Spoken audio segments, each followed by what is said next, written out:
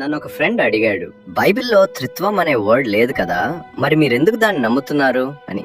నిజమే కదా, త్రిత్వం అనే వర్డ్ బైబిల్లో లేదు కదా, మరెందుకు మనం దాన్ని నమ్ముతున్నాం? నిజం సింపుల్ గా చెప్తా. ట్రినిటీ అనే వర్డ్ బైబిల్లో లేదు, నిజమే. కానీ ఆ కాన్సెప్ట్ మాత్రం బైబిల్ మొత్తంలో స్ప్రెడ్ అయింది. మత్తయి సువార్త 28వ అధ్యాయం 19వ వచనంలో యేసు ఇలా చెప్తాడు, బాప్తిస్మం ఇచ్చినప్పుడు మీరు తండ్రి, కుమారుడు, పరిశుద్ధాత్మ నామంతో వారికి బాప్తిస్మం ఇవ్వండి అని. ఇక్కడ మనకు 3 పేర్లు కనిపిస్తున్నా అథారిటీ మాత్రం ఒకటే. యేసు బాప్తిస్మం పొందినప్పుడు చూడండి, యేసు నీళ్ళలో ఉన్నాడు, ఆకాశం నుంచి తండ్రి స్వరం వినిపించింది, పరిశుద్ధాత్మ పావురంలా దిగి వచ్చాడు. ఇక్కడ దేవుడు స్వయంగా త్రిత్వంగా కనిపించాడు, కానీ స్వభావంలో మాత్రం ఒకరే. తర్వాత యేసు చెప్తాడు, నేను తండ్రిలో ఉన్నాను, తండ్రి నాలో ఉన్నాడు. అంటే తండ్రి, కుమారుడు, పరిశుద్ధాత్మ విడివిడిగా ఉన్న స్వభావంలో మాత్రం ఒకడే. ఇప్పుడు నిజంగా ఆలోచించండి, త్రిత్వం అనే వర్డ్ బైబిల్లో లేనంత మాత్రాన అది అసలు సత్యం కాకుండా పోతుందా? లేదా సత్యం డీప్ గా ఉంటే మనమే దాన్ని యాక్సెప్ట్ చేయలేమా?